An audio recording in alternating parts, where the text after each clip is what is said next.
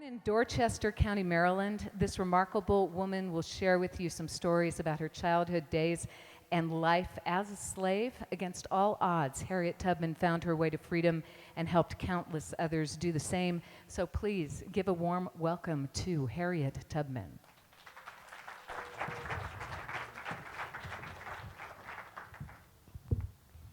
Every great dream begins with a dreamer. Always remember, you have within you the strength, the patience, and the passion to reach for the stars and change the world. This is a story about a dreamer. I may stand in front of you an old lady, but I was once young like most y'all, and I learned that dreams are all I had, and I held on to them with all my might. You see, I was born a slave around 1820 on Anthony Thompson's plantation. Let me ask you something. How many of you know your birth date? Come on now, show your hands. Well, us slaves weren't allowed to know our birth dates. We weren't even allowed to read or write. My parents, Harriet Green and Ben Ross, named me Araminta, but called me Minty. Later, I changed my name to Harriet after my mother, but that's another story. I had 8 brothers and sisters. Lena, Maria, Soph, Robert, me, Ben, Rachel, Henry, and Moses. At an early age, I worked in the big house, although you may know it as the mansion. I wasn't good at work, and my missus, Eliza Broadus, whipped me and beat me for breaking things and dropping things. I was sent to the neighbors, who tried to teach me to sew, but that didn't go well, so they sent me back. Then I was sent to Miss Susan's house, where I was charged minding the baby. I rocked that baby to sleep day and night. One night, I was so tired that I fell asleep too, and when the baby woke up crying, I got a whipping. Another time at Miss Susan's house, I was so hungry that I picked up a sugar cube and was going to put it in my mouth, but when Miss Susan saw me, I dropped the sugar cube and ran out the door. I ran and ran till I could run no more. That night, I found a pigsty where I could sleep and eat. I fought those little piglets for all the scraps I could eat.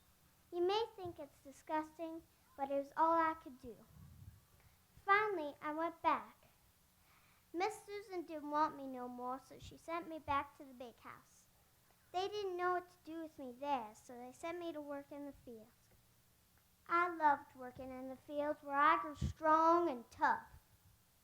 One day, I was working in the fields, and Sanders, my overseer, said, "You come here." I followed him all the way down to the river. He said, "Get in." And I said, "But mister, it's cold and I can't swim." He said, "Don't sass me, girl." I saw a long, thick rope stretching across the river. I followed the rope in. He said, throwing a large, heavy sack at me, "There's muskrat traps that the master left out, and I need you to get them. When you do, throw them in this bag." I went off looking, holding tightly to that rope.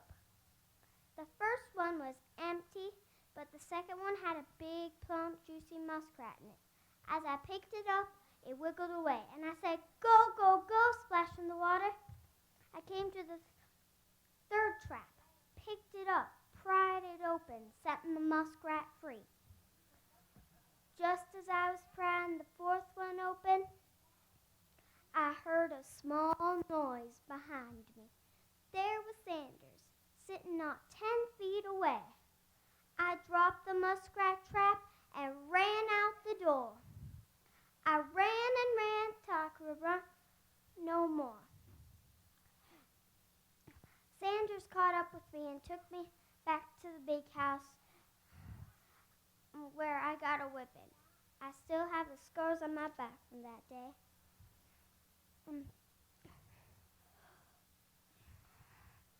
When I was around 14 years old, I was sent with the cook to go to the market.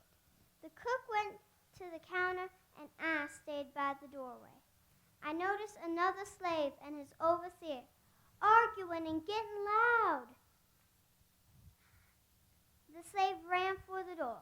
I stepped aside so that the slave could run free and blocked the door for the overseer.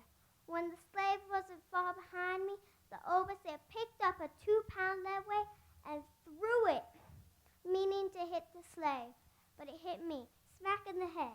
I sank to the floor.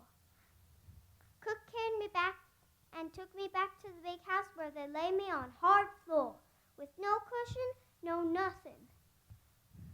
I lay there for months and months, but when I finally did wake up, they made me go to work that very day.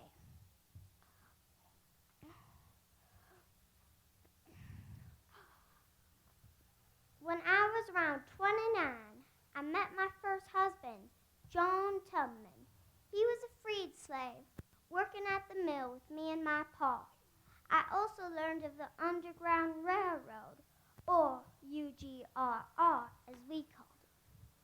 The UGRR is a network of safe houses that lead to freedom. A safe house is like a station where you go inside, get refueled, and hide till the next train comes. The trains could be farm wagons, rowboats, canoes, pathways, or any other way that could lead a slave to freedom. The people who ran the trains were conductors. I was a conductor myself, making 13 trips to rescue some 70 slaves and help them get to freedom. Let's sit down now.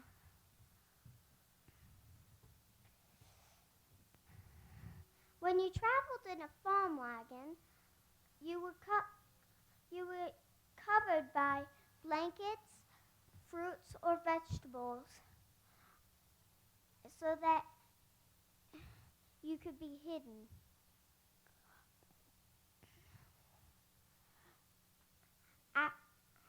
As a conductor, I never feared capture. There were some times I was almost caught. Like one time I remember, I was traveling in broad daylight when I heard these 2 men talking and looking my way. They had noticed a wanted post of me on the station wall. Luckily, I had a book. And when I realized they were thinking that I was an escaped slave, I picked the book up and started texting it like I was reading. And I heard those 2 men say, "Nah, that can't be her. The one they want can't read, and that their woman's reading." So I quickly got on my train, closed my book, never to see those 2 men again. I can proudly say I never ran my train off the track, and I never lost a passenger. I must go now as these old bones have grown tired. Good night, and thank you.